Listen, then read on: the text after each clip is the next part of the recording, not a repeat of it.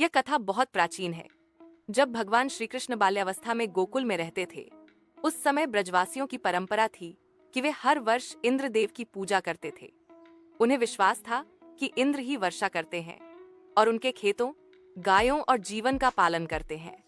एक दिन बालक श्री कृष्ण ने ब्रजवासियों से प्रश्न किया कि क्या इंद्र गायों को चराते हैं, खेतों में हल चलाते हैं? क्या वे वास्तव में उनका पालन करते हैं? जब ब्रजवासियों ने इनकार किया, तब श्री कृष्ण ने उन्हें समझाया कि हमें इंद्र की नहीं, गिरिराज पर्वत की पूजा करनी चाहिए, क्योंकि वही हमें चारा, छाया और सुरक्षा प्रदान करता है।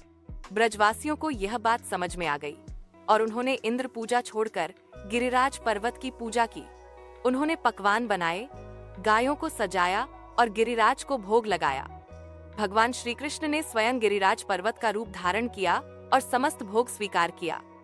जब इंद्र को यह बात पता चली कि ब्रजवासी उनकी पूजा नहीं कर रहे, तो वे क्रोधित हो गए और उन्होंने जोरदार बारिश और तूफान भेजे। 7 दिनों तक मूसलधार वर्षा होती रही और गांव जलमग्न होने लगा।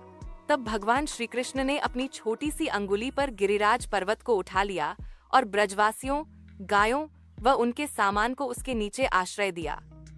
सभी देवता, ऋषि और स्वयं इंद्र भी यह दृश्य देखकर चकित रह गए। इंद्र को अपनी गलती का एहसास हुआ और उन्होंने श्री कृष्ण से क्षमा मांगी। तभी से श्री कृष्ण को गोवर्धनधारी और गिरिधारी के नाम से पूजा जाने लगा। हर वर्ष कार्तिक शुक्ल प्रतिपदा को गोवर्धन पूजा मनाई जाती है।